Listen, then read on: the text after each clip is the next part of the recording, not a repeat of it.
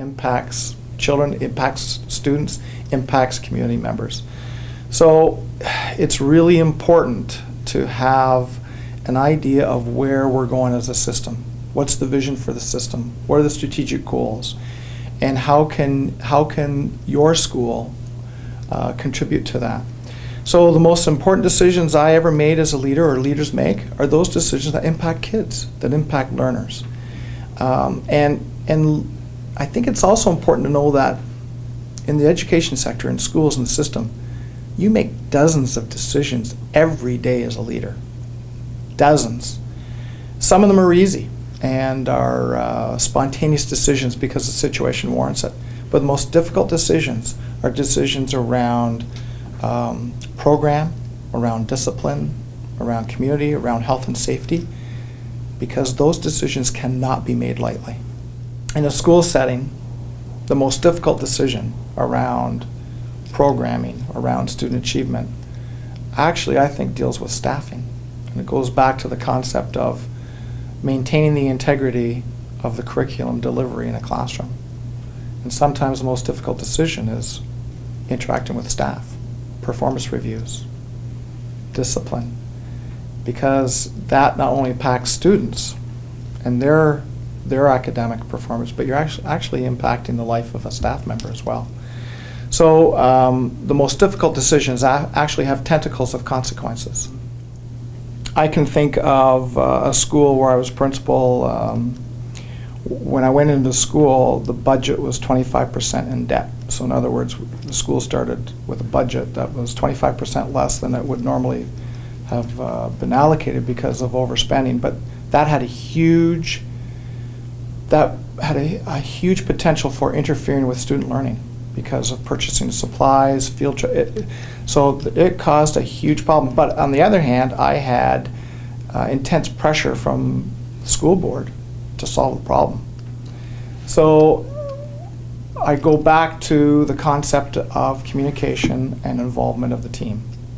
And so what we did is we had a series of staff meetings to prioritize those activities and those learnings that would occur in the school over the year in terms of investment of the monies that we did have.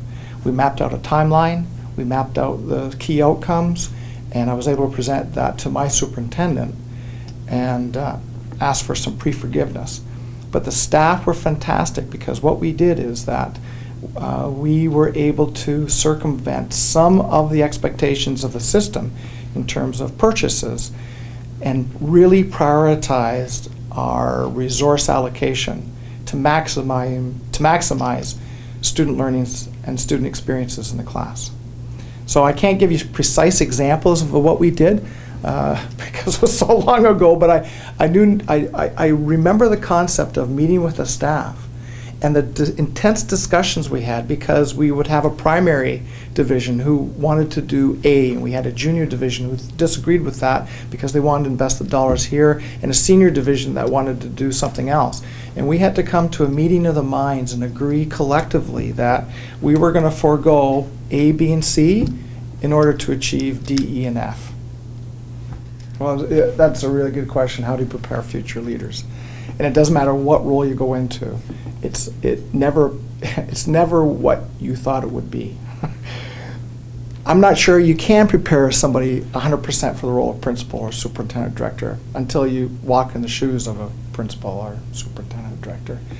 But it's really important that as a school system and as leaders, preparing future leaders, we provide as many opportunities for experience and provide many opportunities for diverse experiences so that somebody comes to the role with a depth and a breadth of those experiences and expertise. About 10 years ago, we were promoting people too early, simply because of retirements. And we found, and it wasn't just our school board, it was school boards across actually Canada, the demographics were such that if you held a mirror up to somebody and they were breathing, they could be a vice principal. I'm being facetious right now, but we were promoting people too early, that they didn't have the breadth and depth of experiences in a classroom or school that gave them that base, that foundation to move forward.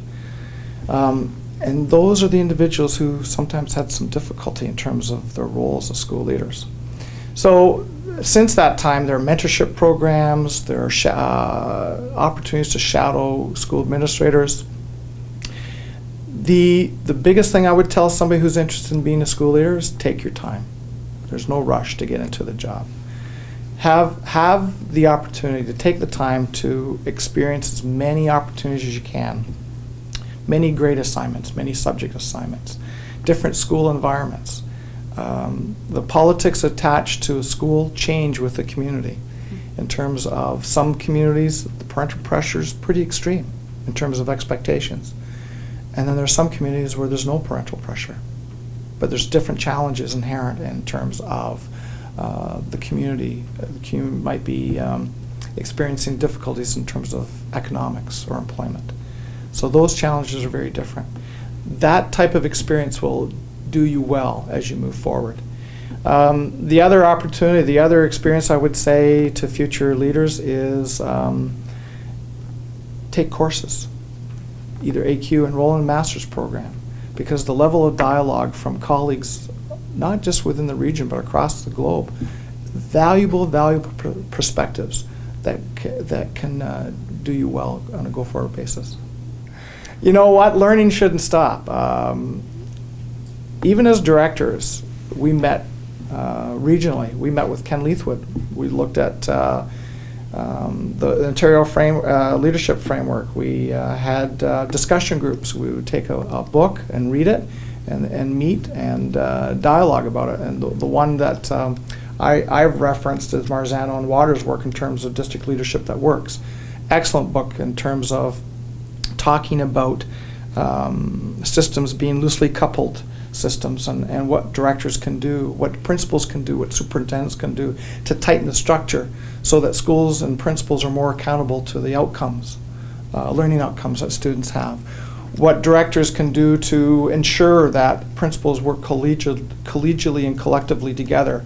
Again, going back to Fullen's moral imperative paradigm, that we are working collectively and together. So those are the kind of things that I engage in personally.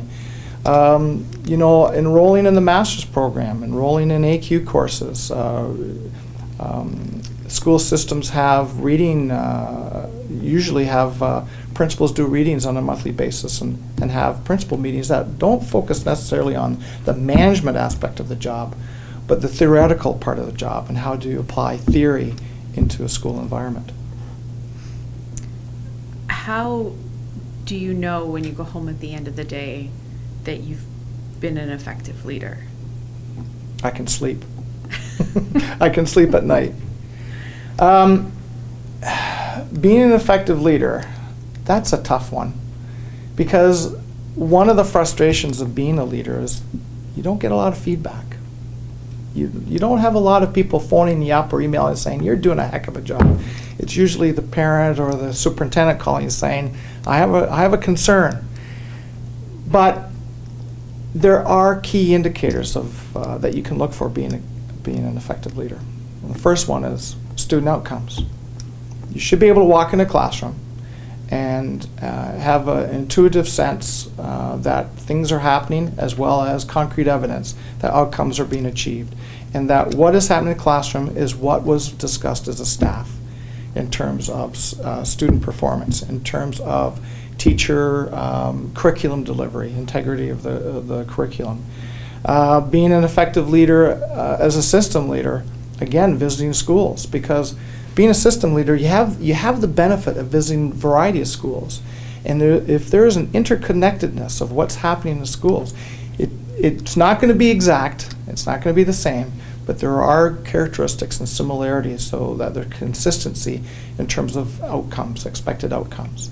That's when you know you're being an effective leader. You know, when you take a look at the characteristics of an effective school in terms of a focus on learning, safe school environment, and the staff's committed to lifelong learning and committed to that type of approach.